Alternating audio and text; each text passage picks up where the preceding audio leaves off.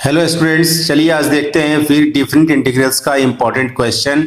आज का क्वेश्चन है, पहला क्वेश्चन है, आपको इंटीग्रेट करना है -π/4 to π/4 sine square x dx का इंटीग्रेशन करना है आपको। ठीक है, कैसे इस फंक्शन का इंटीग्रेशन करेंगे? सबसे पहले आपको प्रॉपर्टी ध्यान में होना चाहिए। आप देख रहे हैं कि ये साइन स्क्वायर जो एक्स फंक्शन है ये इवन फंक्शन है। ये क्या है आपका? इवन फंक्शन है। तो जब इवन फंक्शन है तो इवन फंक्शन का एक प्रॉपर्टी होता है। क्या होता है? इवन फंक्शन में बताया गया था कि सिंस अगर -a टू a रहेगा, f ऑफ x रहेगा, तो आप ये dx, तो आप लिखोगे twice of 0 to a f of x dx। ये प्रॉपर्टी ध्यान में होना चाहिए।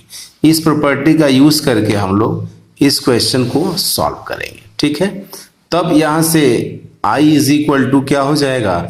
ये -π/4 टू π/4 है, साइन स्क्वायर एक्स dx है। ये इवन फंक्शन है। डायरेक्ट इस प्रॉपर्टी का यूज करके इसको लिखेंगे तो i इज इक्वल टू हो जाएगा 0 टू π/4, ये हो जाएगा sign square x dx।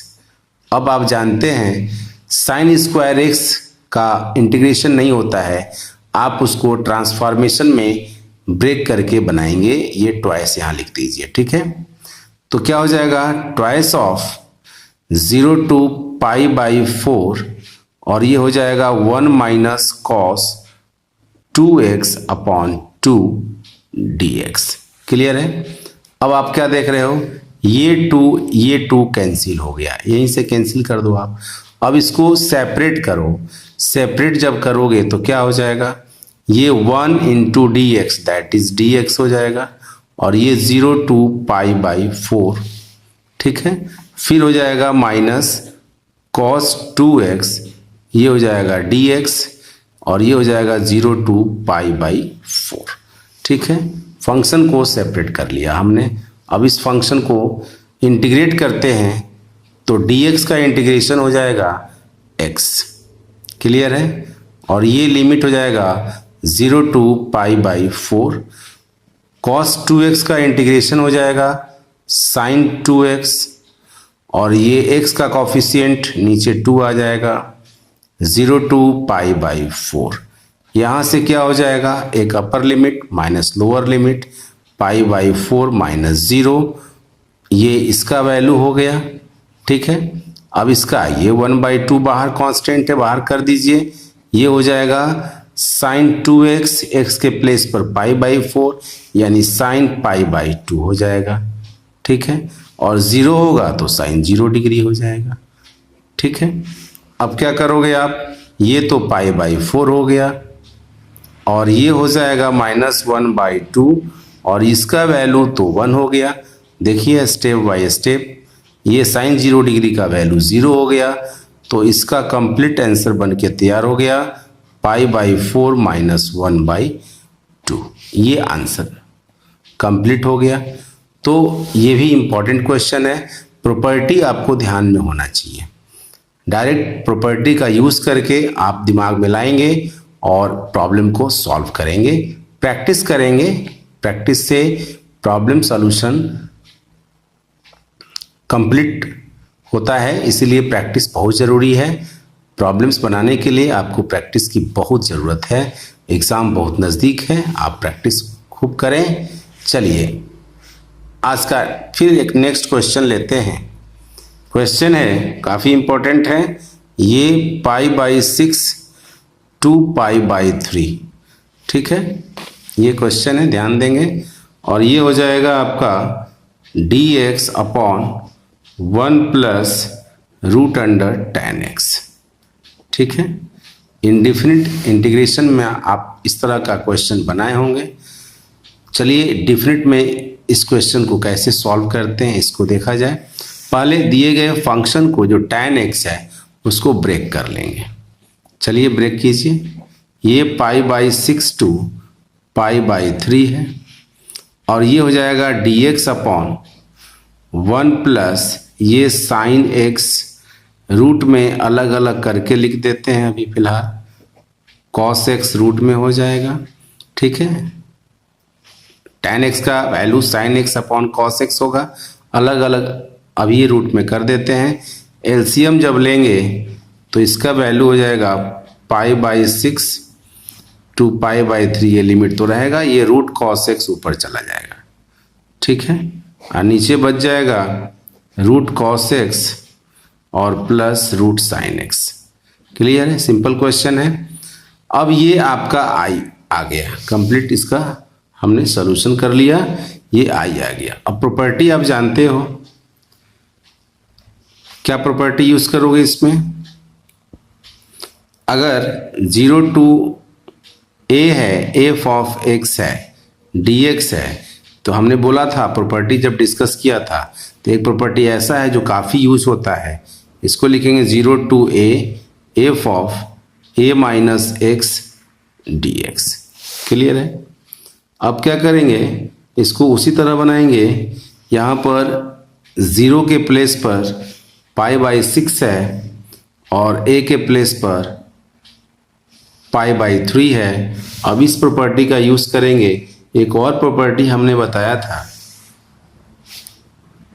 a to b f of x dx is equal to a to b f of a plus b minus x dx, ठीक है। ये सिंपल प्रॉपर्टी के लिए है, जब 0 टू a रहेगा, यहाँ क्या है 0 के प्लेस पर π/6 है और a के प्लेस पर π/3 है, तो हम लोग क्या करेंगे, a टू b वाला प्रॉपर्टी यूज करेंगे, मतलब इस प्रॉपर्टी का यूज करेंगे और इस प्रॉपर्टी के जरिए इसको हम लोग क्या करेंगे, सॉल्व करेंगे। तो a plus b minus x dx, ठीक है। चलिए इस क्वेश्चन को यहाँ फिर से लिख लिया मैंने, π/6 to π/3 root under cos x upon root under cos x plus root under sin x dx। फिर क्या करते हैं, उस प्रॉपर्टी का यूज करते हैं जो a plus b minus x करके मैंने लिखा था पीछे, तो अगेन लिख देंगे फिर से, again i is equal to minus only π/6 to π/3 sorry, ये हो जाएगा आपका root under cos π/3 plus π/6 a plus b minus x कर दिया हमने। फिर नीचे हो जाएगा root under cos of π/3 plus π/6 minus x, और फिर प्लस हो जाएगा रूट अंडर साइन ये π/3 प्लस π/6 माइनस x, ठीक है। इसको सॉल्व करते हैं पहले, तो ये हो जाएगा π/6 टू π/3, ये देखिए 6 एलसीएम हो जाएगा और ये हो जाएगा आपका 2π 3π यानी π/2 root under cos of π/2 minus x हो गया, अपॉन सिमिलरली ये भी हो जाएगा आपका cos of π/2 minus x plus sine π/2 minus x, ठीक है। ये dx और ये भी क्या हो गया, dx हो गया। क्लियर है। अब आइए, ये हो जाएगा π/6 टू π/3, ये क्या हो जाएगा cos 90 minus theta that is sine theta यानी साइन x रूट अंडर, और ये हो जाएगा आपका साइन x रूट अंडर में और plus cos x root under में। अब इसको मान लीजिए सेकेंड, ठीक है। ये i इक्वल टू हो गया। अब दोनों को क्या करते हैं हम लोग, ऐड कर देते हैं, इस फंक्शन को और इस फंक्शन को क्या करेंगे, ऐड करेंगे। तो लिख देंगे बाय एडिंग i क्या हो जाएगा 2i, बाय एडिंग 1 एंड 2 लिख देते हैं यहाँ पर, ठीक है। i क्या हो जाएगा 2i, और ये देखिए एलसीएम लेकर के चलिए लिख लेते हैं, समझने के लिख देते हैं cos x root under upon root under cos x plus root under sine x, ठीक है, dx integrate of pi by 6 to pi by 3 plus pi by 6 to pi by 3 equation second वाला root under sine x upon root under sine x plus root under cos x और ये हो जाएगा dx। देखिए ये दोनों same है, cut करके केवल dx बचेगा और ये हो जाएगा आपका pi by 6 to pi by 3, ये कट जाएगा, एलसीएम सेम है, ऊपर सेम आ जाएगा, कट जाएगा, ये dx हो गया और dx का इंटीग्रेशन आपका x हो गया, ये pi by 6 to pi by 3, अब रख दीजिए pi by 3 minus pi by 6 और ये हो जाएगा आपका 6 एलसीएम हो जाएगा पाई बाई 6, लेकिन आपका 2i is equal to pi by 6 है, तो therefore i is equal to हो जाएगा पाई बाई 12। तो ये आंसर आपका बनकर तैयार हो गया। ठीक है, चलिए फिर इस तरह के इम्पोर्टेंट क्वेश्चन के साथ मिलेंगे हम लोग नेक्स्ट वीडियो में। तब तक के लिए जय हिंद, वंदे मातरम।